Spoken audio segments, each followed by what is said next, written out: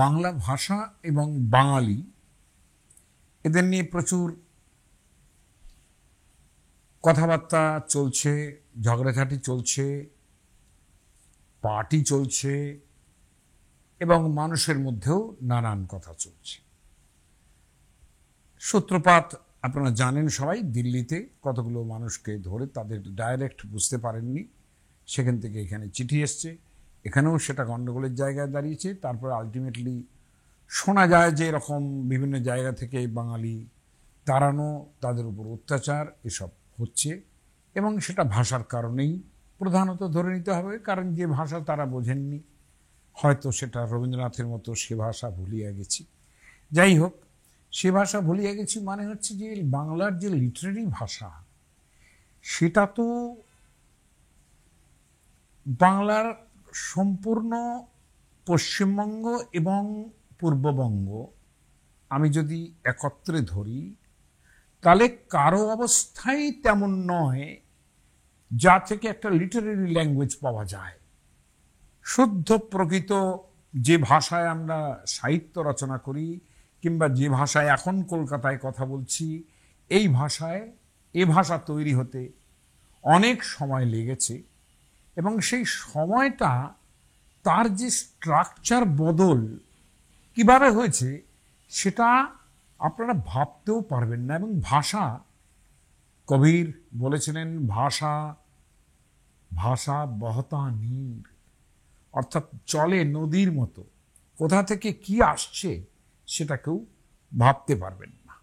এবং সংস্কারের ভাষা যেভাবে তৈরি হয়েছে সেটা প্রধানত সুনীতি কুমার চ্যাটার্জি থেকে আরম্ভ করে অনেকেই তারা বলেন যে ভাগীরথীর তীরে, আমরা ভাগীরথীর তীরে থাকি কিন্তু তা না, ভাগীরথীর তীরে গ্রামে গঞ্জে যেহেতু সেই জায়গাটা ইন্ধন জুগিয়েছে, তখন কলকাতা শহর ছিল না, যেহেতু নবদ্বীপ তখন একেবারে চর্চার কেন্দ্রে ছিল সংস্কৃত ভাষা এবং বাংলা ভাষা। তা না হলে এই জায়গার ভাষায় কৃত্তিবাস রচনা করেছেন যখন, সেটা কল্পনা করে দেখুন কোন সালে। কৃত্তিবাস তো আজকের মানুষ নন, তিনি চৈতন্য মহাপ্রভুর পূর্বজ, অনেক আগে তার।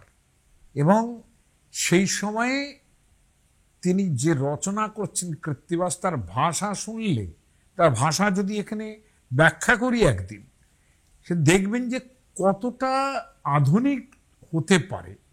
এমনকি গালাগালির জায়গা যখন আসে, হ্যাঁ, বিশেষ করে অঙ্গদের রায়বার ইত্যাদি এসব জায়গা যখন আসে, যে তখন কিন্তু তার ভাষার সৌকর্য কল্পনাও করতে পারা যায় না।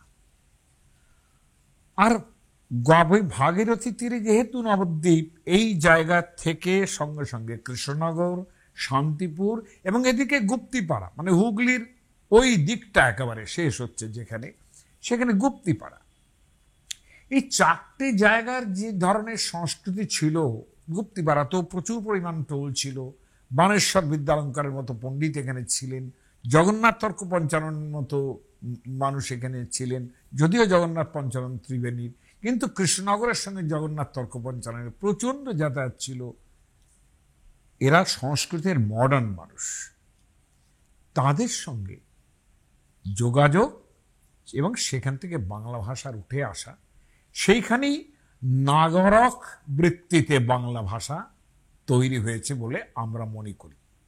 এটা খুব ভালো একটা বই লিখেছেন, আপনারা দেখবেন যে দেবাশিস ভৌমিক, তার নদিয়ার ভাষা বলে একখানা বই আছে, চমৎকার বই।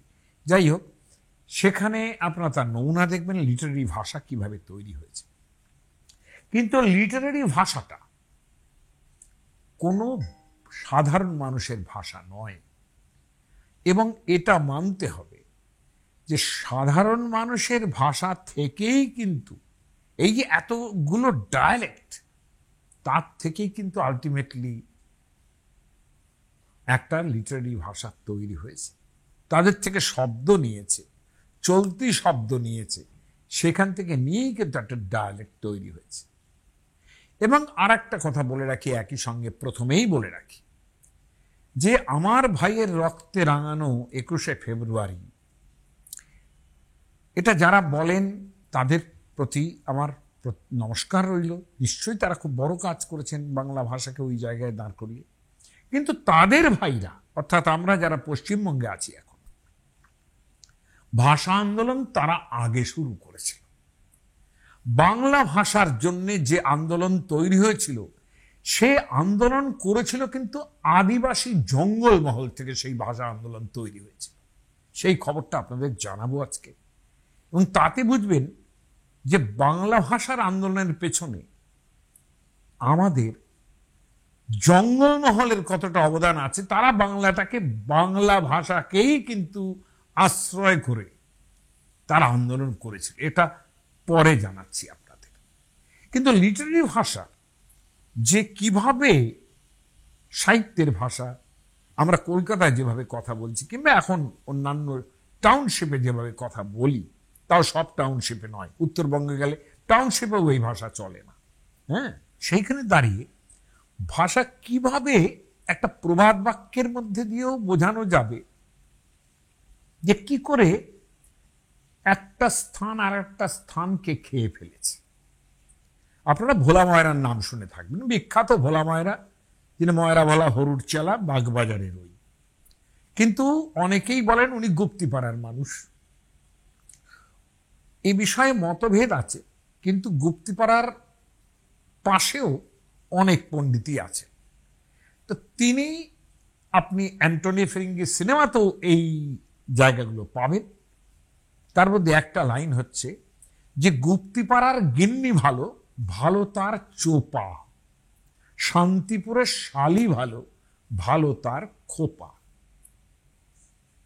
এখন আমরা চোপা মানে জানি মুখ, কিন্তু গুপ্তিপাড়ার গিন্নি ভালো, তার মুখটা খুব সুন্দর, এইটা ভোলা ময়রার মতো ওই রকম বুদ্ধিমান লোক বলবেন না। কেননা সুন্দরী গিন্নি আর অন্যান্য জায়গাতেও আছে, এটা ভোলা ময়রা খুব ভালোই জানেন। এখানে চোপা মানে হলো ভাষা, কিভাবে কথা বলে। গুপ্তিপাড়ার গিন্নি ভালো, ভালো তার চোপা, সে অনেক সুন্দর করে কথা বলতে পারে। এই হচ্ছে গুপ্তিপাড়ার গিন্নি। অর্থাৎ তার মানে ওই যে বলছিলাম লিটারারি ভাষা, সেটা কোন জায়গা থেকে উঠে আসছে। শান্তিপুর, কৃষ্ণনগর, নবদ্বীপ, গুপ্তিপাড়া, অর্থাৎ বর্ধমান, নদিয়া এবং হুগলির ওপরের দিকের অংশ, ওই দিকের অংশ যা মানে কালনা কাটোয়ার সঙ্গে লেগে আছে। এখন এই যে গুপ্তিপাড়ার ভাষা এত ভালো বলা হচ্ছে, এটা মহিলাদের ভাষা, এত ভালো বলা হচ্ছে, ভালো তার চোপা।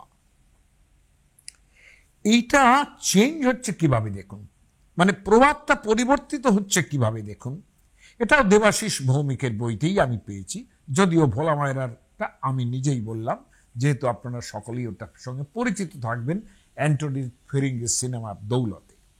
এখানে বলছেন যে প্রথমে উলোর মেয়ের কলকলানি, নবদ্বীপের খোপা।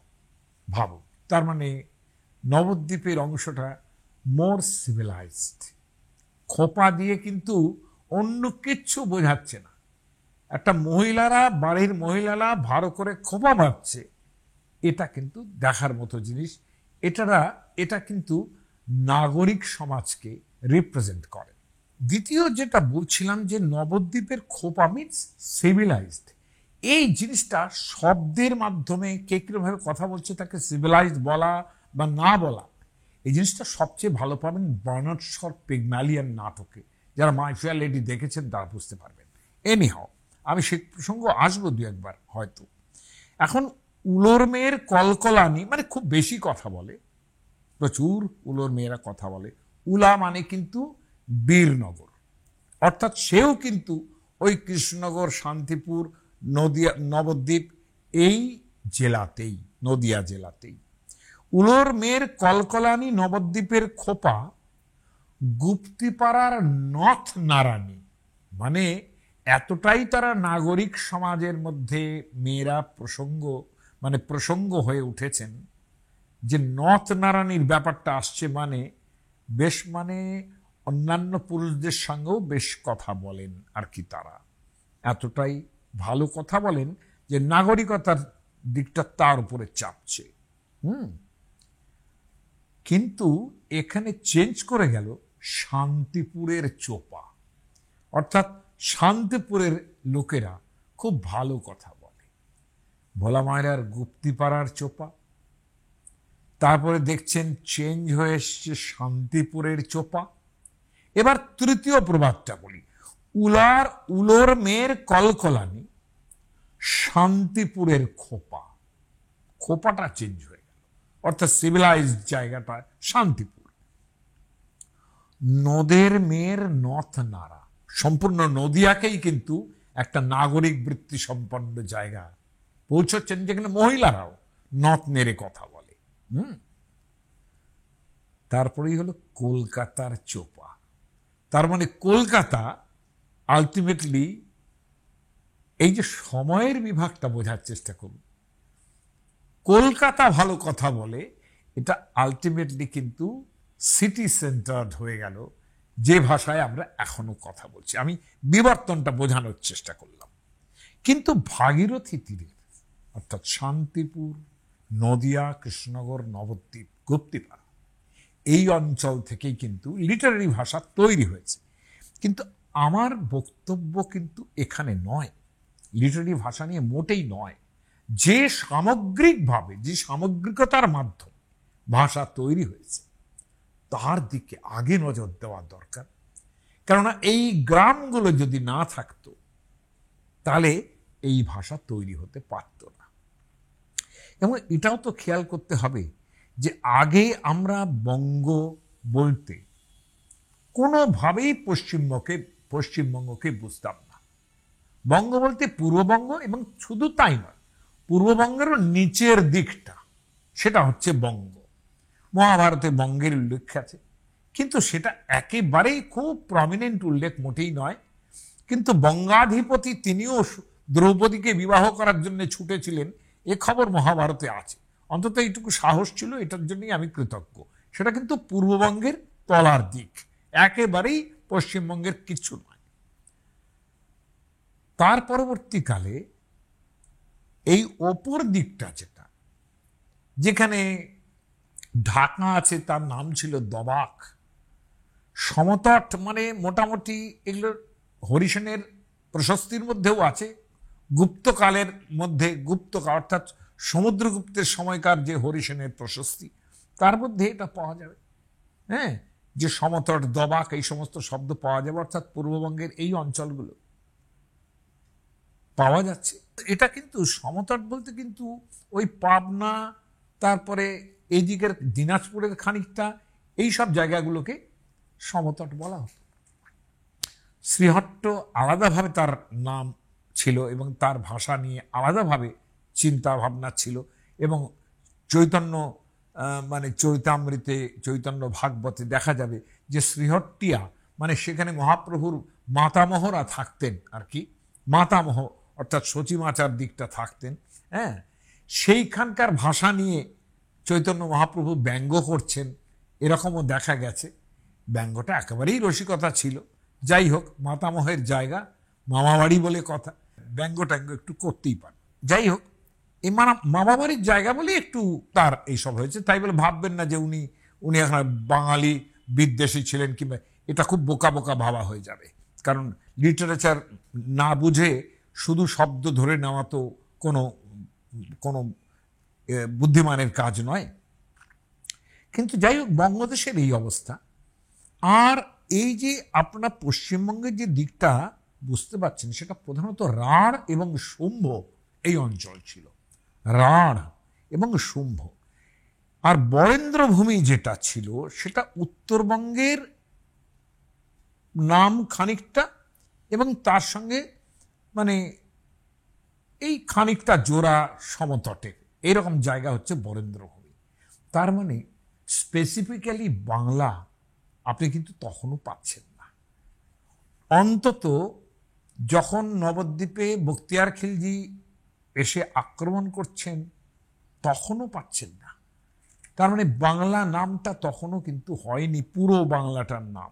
হ্যাঁ, এখন কখনো কখনো এই পশ্চিমবঙ্গের এই খানিকটা অঞ্চল নিয়ে তার গৌড় দেশ এরকম একটা কথা ছিল। মধুসূদন পর্যন্ত গৌড় দেশ মানে গৌর জনজাহে আনন্দে করিবে পান সুধা নিরবধি, কিংবা চৈতন্য মহাপ্রভুর যে পরবর্তীকালের যারা কীর্তন বেঁধেছেন যে উড়িয়া উড়িয়া গৌরিয়ার প্রভুর যত ভক্ত বৃন্দ, এরকম সব কথাবার্তা আছে। এখন এগুলোও কিন্তু কথা হলো না যে তার মধ্যে তাম্রলিপ্তি মেদিনীপুরের জায়গা আসছে কিংবা আমাদের এই সব জায়গাগুলো আসছে, কখনো না। নদিয়া বর্ধমান পর্যন্তই এর মানে ব্যাপ্তি, রাঢ় অঞ্চল, তারপরেই বীরভূম ইত্যাদির জায়গা পড়ে গেল। তার মানে সম্পূর্ণ বাংলা কিন্তু তখনও নয়। কিন্তু হলো যখন এই যে জায়গাটা সম্পূর্ণ জায়গাটা তুর্কিদের হাতে যখন একদম বিজিত হলো, আমি আমার কথা বলছি না, সুনীতি চ্যাটার্জির কথা বলছি, তার মতো ভাষাতত্ত্ববিদ আর কে আছে পৃথিবীতে, তাদের কাছে সমস্ত দেশের নাম প্রথমে ছিল গৌরবঙ্গ, অর্থাৎ পূর্ববঙ্গ আর এটা মিলে গৌরবঙ্গ, এবং সেই নামের পরিবর্তে এরা কিন্তু পূর্ণটার নাম দিলেন বাংলাহ। বাংলাহ অর্থাৎ একটা একটা একটা অ্যাকসেন্ট পড়ছে লাস্টে সেই, এবং সমস্ত কাজে রাজকার্যে তো ফার্সি ভাষা ব্যবহার হচ্ছে, আমরা কৃষ্ণনগরের বিভিন্ন দলিল থেকেও পাবো। এবং সেখানে অদ্ভুতভাবে ফার্সিতে বঙ্গাল শব্দটা প্রথম ব্যবহার হচ্ছে সম্পূর্ণ বাংলা বোঝাতে। কারবারি গদ্য যেটা কোর্টে যে গদ্যটা চলে সেখানে সম্পূর্ণ বঙ্গ বোঝাতে একেবারে বাঙ্গাল শব্দটা ব্যবহার হচ্ছে। তার থেকেই বাঙালি, তার থেকে বাঙালি। এবং সুনীতিবাবু লিখছেন যে পূর্ববঙ্গের বাঙালি জনসাধারণের নিকট এবং পশ্চিমবঙ্গের জনসাধারণের নিকট বিদেশির দেওয়া এই নাম স্বীকৃত হইল এবং দেশবাসীর মুখে ইহার রূপ দাঁড়াইল বাঙ্গালা। কেউ বেঙ্গালা বলেছেন, কেউ বাঙ্গালা বলেছেন, দেশি সরকারের তো বই আছে বেঙ্গালা বলে। হ্যাঁ, যাই হোক, এই ধরনের নামের মধ্যেও আমি আর যাচ্ছি না। কিন্তু ভাষা তৈরির ব্যাপারে সেটাও আমার সুনীতিবাবুই আশ্রয়। তিনি বলছেন যে চলিত ভাষা, এটা তো যখন সাধু ভাষা থেকে চলতি ভাষায় লিখতে হয় তখন এই ডায়ালেক্টগুলো ভীষণভাবে কাজ করে, ভীষণভাবে ডায়ালেক্টগুলো ঢুকে যায় যখন মানুষ চলিত ভাষায় লেখা লেখে। সেটা কৃষ্ণনগরের মধ্যেও সেই রকম। এটা কল্পনা করা যায় না যে কিভাবে আসে, কিভাবে শব্দটা তৈরি হয়ে যায় সাধু ভাষার মধ্যে। আমরা দেরিদার ডিকনস্ট্রাকশন শুনি, এই ডিকনস্ট্রাকশন দেখলে মাথা খারাপ হয়ে যাবে। অত্যন্ত সাধু ভাষার সঙ্গে কিভাবে একদম ডায়ালেক্টের ভাষা চলে এসছে এখানে, সেটা এখন ধারণা করতে পারছেন না, কেননা সেটা লিটারারি ল্যাঙ্গুয়েজের অন্তর্ভুক্ত হয়ে গেছে। সুনীতিবাবু তিনি যখন বাংলার সাধু চলিত এবং প্রাদেশিক ভাষার নিদর্শন করেন, প্রাদেশিক ভাষা ভীষণ ইম্পর্টেন্স দিচ্ছেন সুনীতিবাবু, সুনীতি চ্যাটার্জি, যিনি বাংলা ভাষার ওপরে 4 ভলিউমের বই আছে তার। কাজে এটা ভাববেন না যে যারা আজকে বলছে যে এই ডায়ালেক্টটা মানে বাংলাদেশি ডায়ালেক্ট, আমি এবার সেই জায়গায় দাঁড়িয়ে সুনীতিবাবুর কতগুলো উদাহরণ দিই। সুনীতিবাবু লিখছেন, সুনীতিবাবু বলছেন সাধু ভাষা, এক ব্যক্তির 2টি পুত্র ছিল। খুব তাড়াতাড়ি বলছি, একটু শুনবেন, প্রণিধান করে শুনবেন। তন্মধ্যে কনিষ্ঠ পুত্র পিতাকে বলিল বা কহিল, পিতা, আপনার সম্পত্তির মধ্যে আমার প্রাপ্য অংশ আমাকে দিউন, বাংলায় লিখছে কিন্তু, বা দিন। তাহাতে তাহাদিগের বা তাহাদের পিতা নিজ সম্পত্তি তাহাদিগের মধ্যে বিভাগ করিয়া দিলেন। সাধু ভাষা। চলতি ভাষায় কিরকম হচ্ছে? Literary language. লিটারেরি। একজন লোকের 2টি ছেলে ছিল, তাদের মধ্যে ছোটটি বাপকে বলল, বাবা, আপনার বিষয়ের মধ্যে যে অংশ আমি পাব তা আমাকে দিন।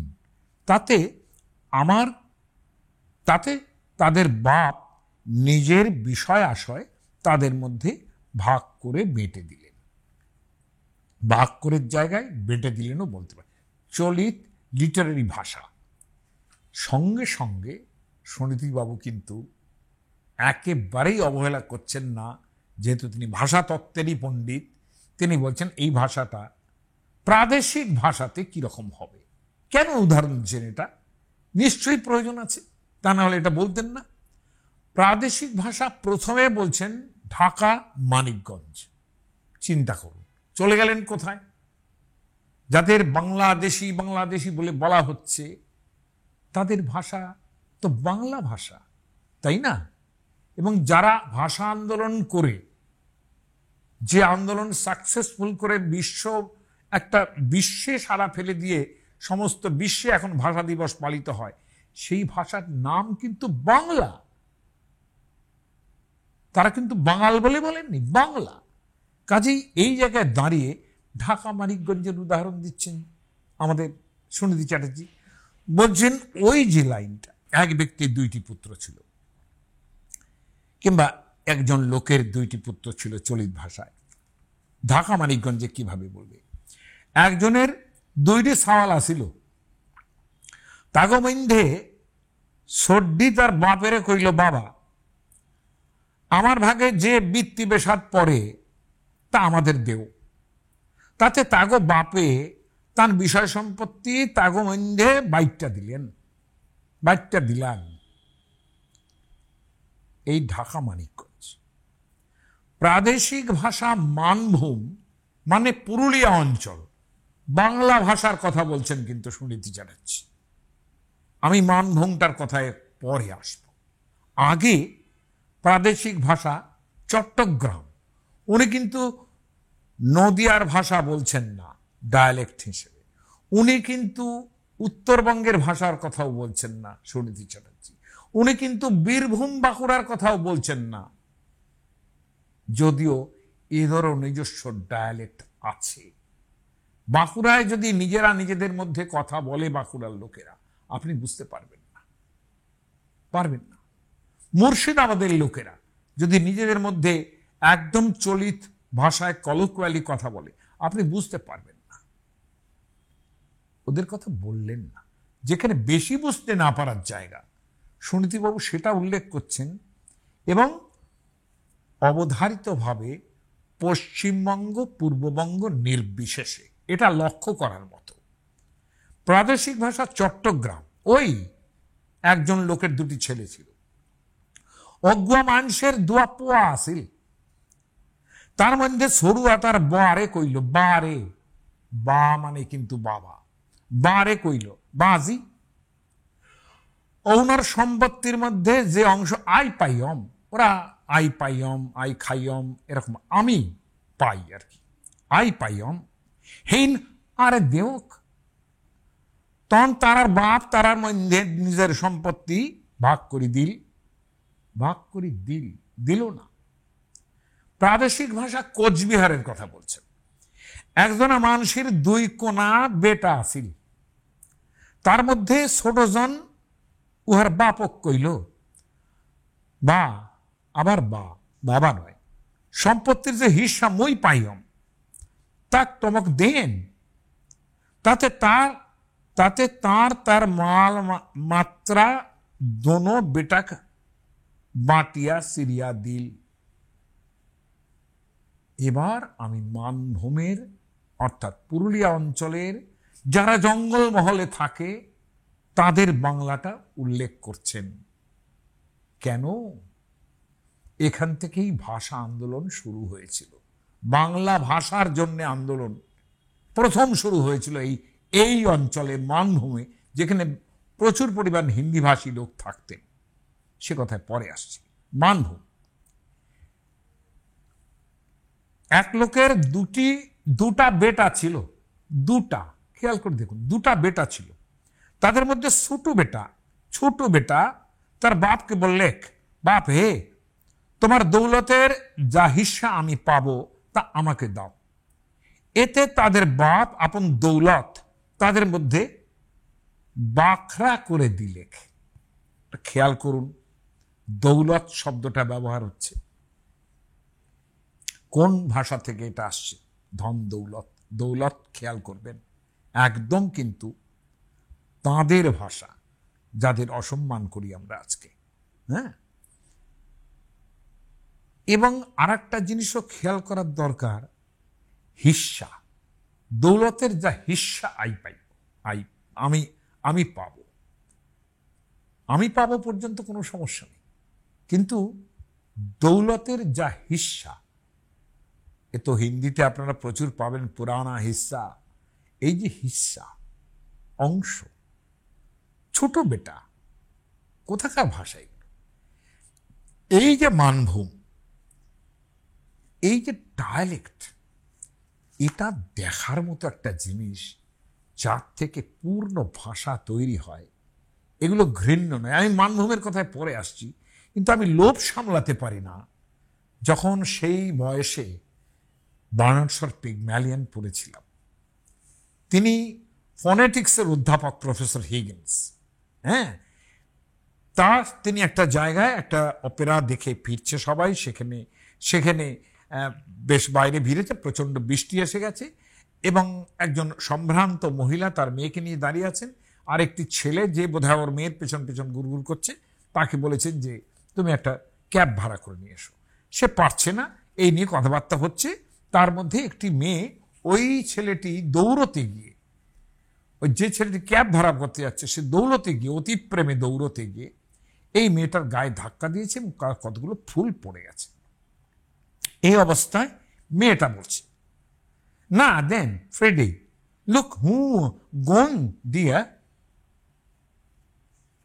এই হচ্ছে ভাষা, ডায়ালেক্ট।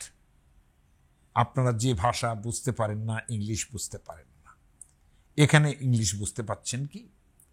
তারপরে একটা সময় সে ফুলগুলো বিক্রি করার চেষ্টা করছে, এবং তার আগে ওকে ম্যানার্স শেখাচ্ছে। বলছেন, there's manners for year 2 benches O violets trod into the mead. Standard English কি এর? There is manners for you. 2 branches of violets trodden into the mud. এই যে ল্যাঙ্গুয়েজটা বলছি, ফ্লাওয়ার গার্ল, এটা কিন্তু ককনি ডায়ালেক্ট। মানে যারা পরবর্তীকালে পণ্ডিতরা, তারা বলছেন ককনি ডায়ালেক্ট হচ্ছে যে লন্ডনের যে সমস্ত প্রান্তিক জায়গায় ওয়ার্কিং ক্লাস যে ভাষায়, যে ডায়ালেক্টে কথা বলে, সেটা ককনি ডায়ালেক্ট। ককনি ডায়ালেক্টে এই কথা বলা হচ্ছে। ডায়ালেক্ট থেকেই কিন্তু আলটিমেটলি লন্ডনের নাগরিক ভাষা তৈরি হয়। আরও আছে, আপনাদের বিরক্তির ভয়ে উল্লেখ করছি না, কিন্তু আমি প্রচণ্ড মজা পাই এই জায়গাটা পড়তে। প্রফেসর হিগিন্স দাঁড়িয়ে আছেন, তিনি অদ্ভুত স্যাটারিক্যাল একজন মানুষ, যিনি কত সুন্দরভাবে কথা বলতে পারেন। এবং এই যে ডায়ালেক্ট, উনি বসে বসে নোট নিচ্ছেন, অর্থাৎ পিগম্যালিয়নের এই ক্যারেক্টার, আমার মনে হয় স্বয়ং বার্নার্ড শ, তিনি নোট নিচ্ছেন বসে বসে যে এ কি ডায়ালেক্টে কথা বলছে, কিভাবে কথা বলছে, এই ডায়ালেক্টটা তিনি খেয়াল করার চেষ্টা করছেন। এবং সেই নিয়ে প্রচুর পরিমাণ ঝামেলা হচ্ছে, অন্য লোকেরাও প্রশ্ন করছে যে কি বসে বসে টুকছে ইত্যাদি, নানান রকম হচ্ছে। এবং আর একটা ভাষা শোনার পর ওনার খুব একটা বিরক্তি, তো উনি কিছুতেই ইংলিশ ল্যাঙ্গুয়েজ ছাড়া সহ্যই করতে পারেন না। এরকম একটা ক্যারেক্টার কিন্তু স্যাটারিক্যালি নিয়েছেন বার্নার্ড শ। ঠিক যেরকম সঠিক বাংলা না শোনার জন্যে, হ্যাঁ, যে নেমে এসেছে, যে অত্যাচার নেমে এসেছে আজকে, সঠিক বাংলা, তো তারও ঠিক উনি তার রিপ্রেজেন্টেটিভ। হ্যাঁ, দিল্লির পুলিশ এবং এই যে জায়গা, এর রিপ্রেজেন্টেটিভ কিন্তু স্বয়ং হিগিন্স তার পরিচয় দিচ্ছেন। এই ধরনের সিনটা কিন্তু মাই ফেয়ার লেডি বলে যে সিনেমা হয়েছিল, আমি আমার জীবনে অন্তত 9 থেকে 10 বার দেখেছি এটা। এবং তারপরে মানে মূল বইটা তারপরে পড়ি, পিগম্যালিয়ন, বার্নার্ড শ। পিগমেলিয়ান নামটা শুনলি তো আবার গ্রিক দেশের স্টোরিতে চলে যাবে, যাচ্ছি না। কিন্তু অন্তত আপনারাও স্মরণ করুন যে এর থেকে কিন্তু বাংলায় অঘবধূ সুন্দরী সিনেমাটাও হয়েছিল, এটাও ভাববেন একটু যে এই সিনেমার জনপ্রিয়তাটা কিরম ছিল। অন্তত ইনট্যাক্ট এই জায়গাটা ধরা আছে মাই ফেয়ার লেডিতেও। সেখানে এই যে ল্যাঙ্গুয়েজে কথা বলছে, সেখানে প্রফেসর হিগিন্স, যিনি নোট টেকার বলে প্রথমে পরিচিত হচ্ছেন ওখানে, সেখানে তার ভাষাটা কি, ইউ ইনকার, মানে মেয়েটিকে বলছেন you incarnate insult to the English language, তুমি মানে একটা অবতার, মানে অপমানের অবতার, যে অপমানের অবতার ইংলিশ ল্যাঙ্গুয়েজকে। এবং তার ভাবটা কি, আই কুড, মানে সেই ল্যাঙ্গুয়েজটা কিরকম হওয়ার দরকার আর কি। A woman who utters such depressing and disgusting sounds has no right to be anywhere. যেরকমটা আমরা দেখেছি যে একজন যা বাংলা ভাষায় যে কথা বলছে, বাংলাদেশি ভাষায় যে কথা বলছে, বাংলাই বলছে, কিন্তু সে যেহেতু অন্য জায়গায় কথা বলছে, পুলিশের ব্যবহারটা তো এইরকমই, যা woman who utters such depressing and disgusting sounds has no right to be anywhere, no right to live. Remember that you are a human being with a soul and the divine gift of articulate speech, that your native language is the language of Shakespeare and Milton. আমরা যদি বলি যে এখন ওখানে গিয়ে রবীন্দ্রনাথ কিংবা মধুসূদন দত্ত আওড়াতে হয়, তাহলে তো মহা মুশকিল। কিন্তু ডায়ালেক্ট ইজ ডায়ালেক্ট, যেখান থেকে এই যে মানস্য যে ল্যাঙ্গুয়েজটা এখানে ধরেছে, উনি খুব খুব ক্রিটিক্যাল হচ্ছেন বটে, কিন্তু ইন্টারেস্টিং হচ্ছে তো এতেই তার ইন্টারেস্ট। এই মেয়েটাকে তিনি কি করবেন আপনারা জানেন, সেটা যদি সিনেমাটা দেখে থাকেন কিংবা বই পড়ে থাকেন। কিন্তু ঘটনা হচ্ছে ডায়ালেক্ট, সেটাও কিন্তু ইংরেজি। এই হিগিন্সই বলছেন, আমি ইয়র্কশায়ারে কে থাকে আর আইরিশ কে থাক, আইরিশ লোকটা তার আমি বুট দেখে বলে দিতে পারি। বলছেন বুটের মধ্যে পারফোরেশন, অর্থাৎ একটা লেদার বুট, সেটা ভালো করে বানানো নয়, তার মধ্যে প্রচুর পারফোরেশন আছে, পোর্স আছে, বা আমি বুট দেখে বলে দিতে পারি যে কোথায়। ল্যাঙ্গুয়েজ দেখে বলে দিতে পারি লন্ডনের কোন জায়গায় লোকে কোন জায়গা থেকে আসছে। লন্ডনের মধ্যে ভাবুন, এমন বিটুইন দ্য টু স্ট্রিটস, বলছেন দুটো গলির মধ্যে কি ধরনের ভাষা চেঞ্জ হয়ে যায়, ভাবতে পারেন? এটা ভাষা এইরকম ভাবে চেঞ্জ হয়, জেলা টু জেলা আমাদের এখানে হয়েছে। সেটা একই জায়গায়, যেমন লন্ডনের কথা বলছেন, কলকাতার ভাষা দেখুন, আমাদের যারা সাউথ কলকাতায় যারা মানুষ যে ভাষায় আগে কথা বলতো, এখনকার কথা বলছি না, নর্থ ক্যালকাটার ভাষা সেরকম নয়। সেখানে নুচি বলবে, এখানে লুচি বলবে, ওখানে নেবু বলবে, এখানে লেবু বলবে। তার মানে এরা কি, এটা লিটারেরি ল্যাঙ্গুয়েজটাই শিখেছে, কারণ এখানকার সবগুলো লোকই সাউথ ক্যালকাটার বেশিরভাগই অন্য জায়গা থেকে এসছে, ফলে তারা লিটারেরি ল্যাঙ্গুয়েজটা গ্রহণ করেছে। কলকাতার চোপা তৈরি হয়েছে পরে, তাই না? কিন্তু কলকাতার যেটা চোপা ছিল সেটা কিন্তু আলাদা, সেটা কিন্তু লিটারেরি ল্যাঙ্গুয়েজ নয়, তখনও একটা ডায়ালেক্ট কাজ করেছে, তাই না? যাই হোক, এনি হাও, ওনারা কখনো যারা নর্থ ক্যালকাটার লোক সাউথ ক্যালকাটায় আসতেন, তারা বলতেন কলকাতা যাচ্ছি, কালকে একটু কলকাতায় যেতে হবে, যারা ওখানকার লোক এখানে এসে ভারী বানিয়েছেন। তো ডায়ালেক্টের এই তফাৎ, and that is the mystery and that is the charm of whole Bengal, যেটা তৈরি হতে পারে। এবার মানভূমের কথায় আসছি। মানভূমের ডায়ালেক্ট আপনাদের শুনিয়েছি, আপনাদের জানিয়েছি যে জঙ্গলমহল, এখান থেকেই আমাদের ভাষা আন্দোলন শুরু হয়েছিল। এবং আশ্চর্য লাগবে শুনলে যে এই ভাষা আন্দোলন স্বাধীনতা আন্দোলনের পরে হয়েছে, 1947-এর পরে। আগে থেকেই দানা বাঁধছিল, কিন্তু জওহরলাল নেহরু একটা সময় তিনি বললেন যে না, ভাষাভিত্তিক কোনো জায়গা তৈরি হবে না, কোনো প্রদেশ ভাষাভিত্তিকভাবে তৈরি হবে না, ভারতবর্ষের ঐক্য, খুব বড় বড় কথা উনি বলেছেন। হ্যাঁ, আর সামনে এক কথা বলছেন আর পেছনে আর এক জিনিস ঘটেছে, সেটা উনি খেয়াল করেননি, এবং সেটা পূর্ণ কংগ্রেসের আমল। এবং যারা গান্ধীবাদী আন্দোলন করেছেন, যারা কংগ্রেসেরা, তারাই কিন্তু এদের সঙ্গে ডিফেক্ট করে গেছেন এই ভাষা আন্দোলনের জন্য। সেটা আপনাদের সামান্য আকারে শোনাবো। আমি চাই যে আপনারা সেই ভাষা আন্দোলনের ইতিহাসটা ভালো করে পড়ুন। হ্যাঁ, যে মানভূম যে জেলাটা, এই অঞ্চলের ইতিহাস কিন্তু 18 শতাব্দীরও আগে থেকে আরম্ভ হয়েছে।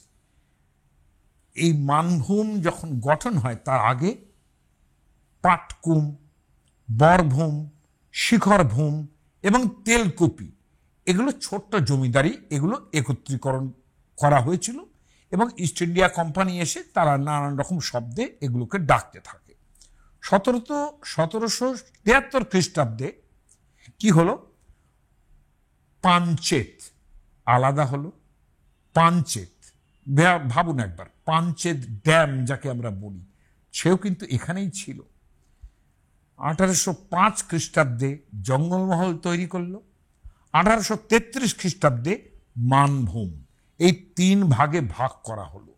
মানভূম জেলার সদর দপ্তর হলো মানবাজার, এবং সেই মানবাজার কিন্তু বাঁকুড়া জেলা এবং বর্ধমান জেলা এবং ঝাড়খণ্ড রাজ্যের ধানবাদ, ধলভূম, সেরাইকুলা, খরসওয়ান জেলার অংশ নিয়ে 7,896 বর্গমাইল এলাকা জুড়ে মানভূম তৈরি হলো, যার একটা ডায়ালেক্ট সুনীতিবাবুর কাছ থেকে আমরা শুনিয়েছি। এখন এই মানভূমকে ভাঙার তাল আরম্ভ হলো 1947-এর পরে। এবং সেখানে একটা জিনিস আপনাদের জানিয়ে রাখি যে কিভাবে ভাষা আন্দোলনটা কেন তৈরি হয়েছিল। যে জাতীয় কংগ্রেসের 1920 সালের যে নাগপুর অধিবেশন, সেখানে ভাষাভিত্তিক প্রদেশ পুনর্গঠনের দাবি আনুষ্ঠানিকভাবে গৃহীত হয়েছিল। কিন্তু 1935 সালে খ্রিস্টাব্দ আর কি, বিহারের জাতীয় কংগ্রেস মন্ত্রিত্ব লাভ করে। বিহারের জাতীয় কংগ্রেস তখনও কিন্তু আমাদের সম্পূর্ণ ইন্ডিয়া, ভারতবর্ষ স্বাধীনতা পায়নি, কিন্তু বিহারে কংগ্রেসীরা পাওয়ার পেয়েছিল। পাওয়ার পাওয়ার পর আপনি ভাবুন, যে ভদ্রলোক ভবিষ্যতে আমাদের প্রেসিডেন্ট হবেন, ফার্স্ট প্রেসিডেন্ট হবেন, ডক্টর রাজেন্দ্র প্রসাদ, তার সভাপতিত্বে মানভূম বিহারী সমিতি বলে একটা সংগঠন গড়ে উঠল। এর বিপরীতে মানভূম জেলার বাঙালিরা ব্যারিস্টার পিয়ার দাসের সভাপতিত্বে মানভূম সমিতি, উনি কিন্তু বাঙালি বলে বললেন না, উনি মানভূম সমিতি নিয়ে একটা নতুন সংগঠন তৈরি করলেন। বিহার সরকার যেহেতু পাওয়ার পেয়েছে, আদিবাসী এবং উপজাতি অধ্যুষিত যে সমস্ত অঞ্চল, সেখানে প্রাথমিক স্তরের বিদ্যালয় খুলে হিন্দি চাপাতে আরম্ভ করল। ব্যাপারটা আজকের নয়। বাংলা স্কুলগুলো তখন পিয়ার দাসের নেতৃত্বে যারা ছিলেন, তারা বাংলা স্কুল খুলতে আরম্ভ করলেন। ভাবুন, বাংলা স্কুল খুলতে আরম্ভ করলেন। আগে স্কুলেই সব পড়া হতো। এই নিয়ে বিশাল আন্দোলন শুরু হলো। আমি সেই আন্দোলনের মধ্যে বেশিটা যাচ্ছি না। যেখানে আন্দোলনের সবচেয়ে বড় নেতা এখানে উঠে আসবেন, তার নাম হচ্ছে অতুল চন্দ্র ঘোষ। একটা 30শে মে আমরা পুরুলিয়া শহরকে আমাদের পশ্চিমবঙ্গে আনার জন্য চেষ্টা করে যাচ্ছি, এবং মানভূমের বঙ্গভুক্তি, অর্থাৎ মানভূম যাতে বাংলাদেশে, বঙ্গদেশে আসে, বাংলায় আসে, তার জন্যে চেষ্টা আরম্ভ হয়। এবং যে কমিটি ছিল, সেখানে অতুলচন্দ্র ঘোষের সভাপতিত্বে জেলা কমিটির একটা অধিবেশন। তিনি কিন্তু প্রকৃষ্ট গান্ধীবাদী নেতা, এবং তিনি বর্ধমানের খণ্ডঘোষের লোক। তিনি কিন্তু মানভূমে রয়েছেন, কারণ তিনি ওখানকার কংগ্রেস নেতা ছিলেন। এবং তার চেহারাটা যদি দেখেন না, আপনারা অবাক হয়ে যাবেন যে গান্ধীর সঙ্গে তার একটু প্রভেদ করার চেষ্টা করবেন না। এই দেখুন, এর সঙ্গে গান্ধীর কম মিল পাচ্ছেন। গান্ধীর সঙ্গে মিল কতটুকু, ওনার স্ত্রী, ইনিও এই ভাষা আন্দোলনে ছিলেন এবং আগে স্বাধীনতা আন্দোলনেও ছিলেন।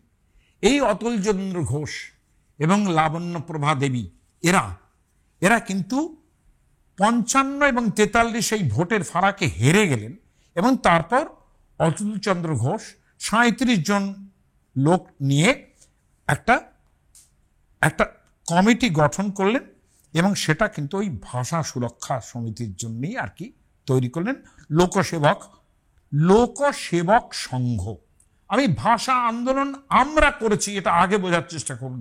জঙ্গলমহলের লোকেরা, আদিবাসী লোকেরা, এই যে ভজহরি মাহাতো, তার ছবিটাও দেখুন, ইনি কত বড় বাংলা ভাষার জন্য কত বড় আন্দোলন করেছিলেন সেটা পরে আরেকবার শোনাবো। এই যে অতুলচন্দ্র ঘোষ লোকসেবক সংঘ গঠন করলেন, এখানে প্রচুর লোক কিন্তু এসে গেল এবং এরা 1948 সালে 14 জুন পাকবিররা গ্রাম থেকে এই লোকসেবক সংঘ তৈরি হয় এবং এরা আন্দোলন আরম্ভ করেন এবং সেই আন্দোলন কিন্তু চলেছে অনেক দিন ধরে, প্রায় লংগেস্ট আন্দোলন বলা যায়। হ্যাঁ, তার মধ্যে প্রথম ছিল সত্যাগ্রহ আন্দোলন। আপনি ভাবুন, এটা 1949 থেকে 1951 পর্যন্ত, স্বাধীনতার পরে 1949 থেকে 1951 পর্যন্ত চলেছে। তারপরে হয়েছে এই অঞ্চলটাকে বাংলার মধ্যে, বাংলা ভাষাভাষী অঞ্চল যেটা, হয়তো তার মধ্যে হিন্দিও ছিল, তাদের ধরে রাখার জন্য বঙ্গভূমে মানভূমকে রাখার জন্য এরা কি চেষ্টা করেছেন। তারপরে এসছে হাল জোয়াল বিদ্রোহ।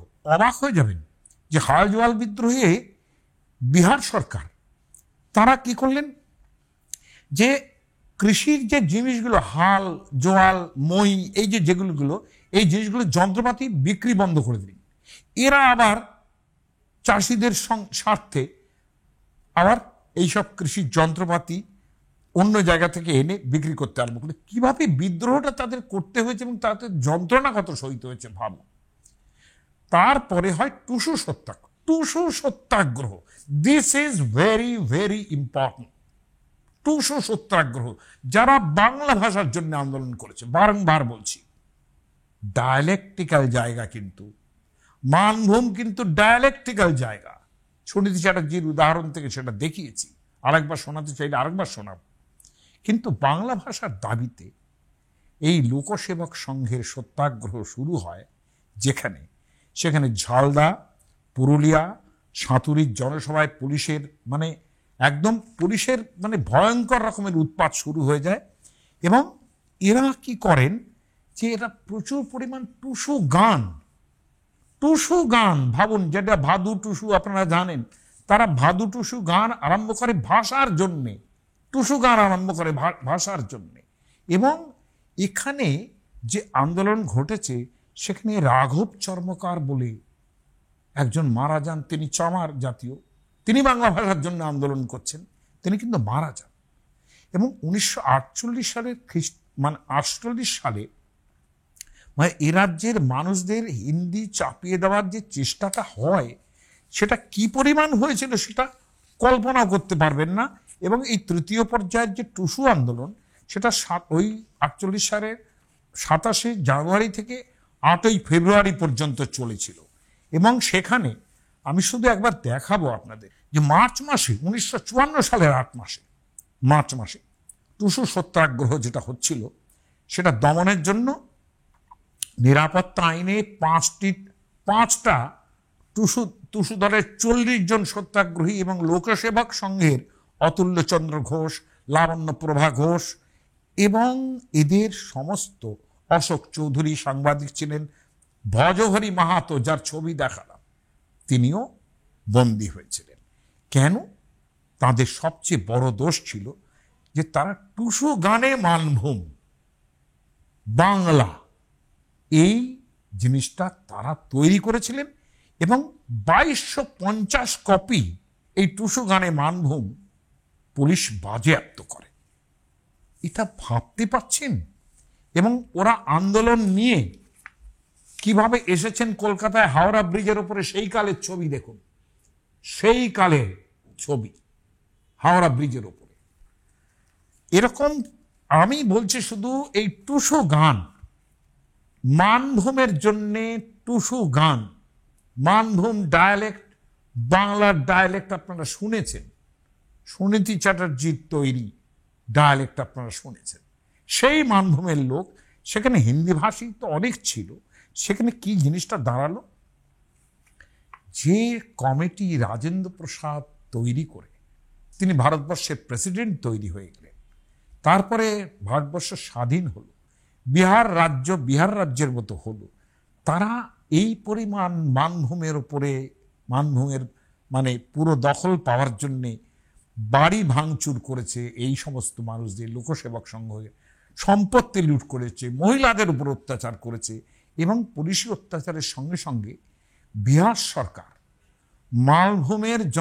মানভূমের যে জনসাধারণ তাদেরকে প্রলোভন দেখার জন্য এবং হিন্দি ভাষা প্রচার করার জন্য 30 লক্ষ টাকা অনুদান মঞ্জুর করেছিল। হিস্টোরিক্যালি খবর নিয়ে দেখবেন। এবং 9 জুলাই বিহার সরকার,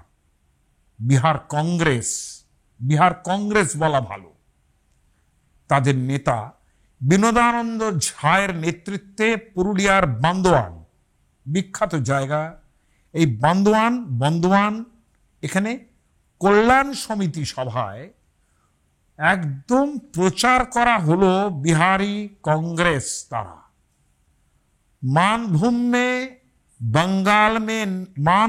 बंगाल में नहीं जाएंगे, जाने पर खून के नदी बहा देंगे। भाबुन কংগ্রেস, বিহার কংগ্রেস, হ্যাঁ, তারা এটা বলছে যেখানে ভারতবর্ষের কতগুলো সভাপতি, কংগ্রেস সভাপতি এই বাংলা থেকে তৈরি হয়েছিল। একবার একটু ভাবুন, স্বাধীনতার পর বিহার কংগ্রেস তারা এই কথাটা বলছে তাদেরই ভাইয়ের জন্য। মানভূম बंगाल में नहीं जाएंगे, जाने पर खून के नदी बहा देंगे। মানবাজার যেটা আমরা বাঁকুড়ার মধ্যে আছে, সেখানে হিন্দিতে প্রচার করা হয় যে মানবাজারবাসী बोल रहा बिहार में रहेंगे। আর একটা প্রচার, मानभूम का जनता बोलता हमरा बिहार में रहेंगे, हमरा बिहार में रहेंगे। ওই যে हमरी मरद আছে সেরকম हमरा बिहार में रहेंगे, মানে আমরা। যাই হোক, এরই প্রতিবাদে জঙ্গলমহলের লোকেরা টুসু সঙ্গীত বেঁধেছিল। সেই টুসু সঙ্গীত আপনাদের শোনাবো, ভজহরি মাহাতোর গান শোনাবো আপনাকে। আমি গান করতে পারবো না, কিন্তু কবিতা শোনাবো। প্রথম মধুসূদন মাহাতোর একটা কবিতা শুনুন। আই ফিল ডিলাইট যে বাংলা ভাষার জন্য আন্দোলন করছেন এরা, বারবার বলছি বাংলা ভাষা। হ্যাঁ, গান লিখছেন কে? মধুসূদন মাহাতো। মন মানে না রে হিন্দি গাইতে, হিন্দি সইতে, মন মানে না রে হিন্দি সইতে, ভাষা মোদের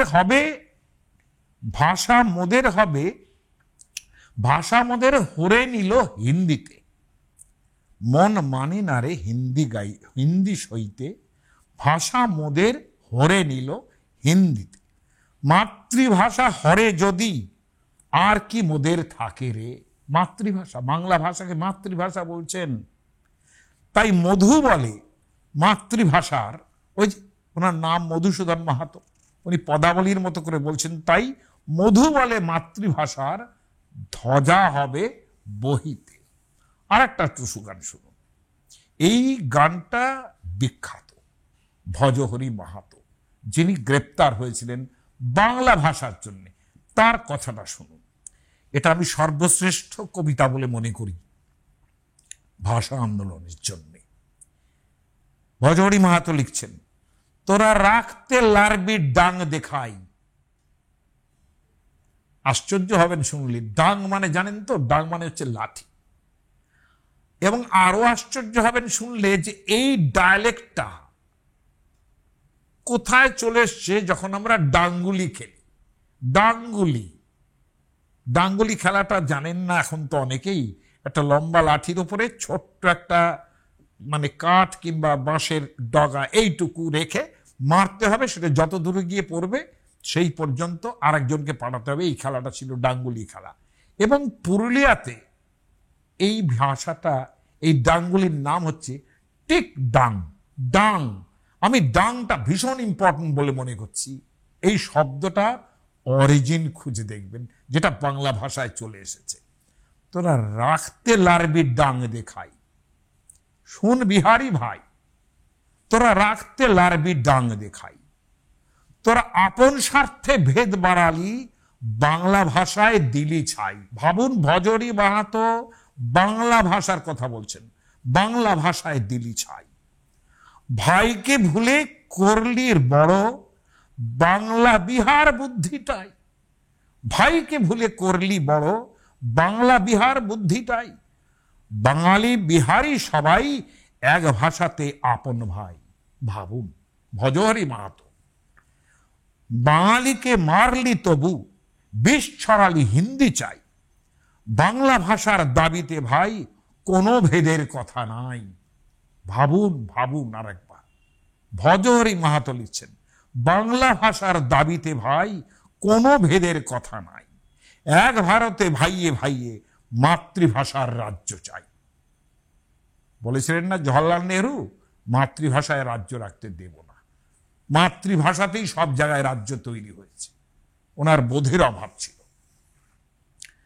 ভজহরি মাহাতো গেলেন, তার কবিতা শুনলেন। এই যে অতুল চন্দ্র ঘোষ, যার অসামান্য অবদান আছে এই জায়গাতে, তার ছেলে অরুণ চন্দ্র ঘোষ, তিনিও জড়িয়ে গেছিলেন।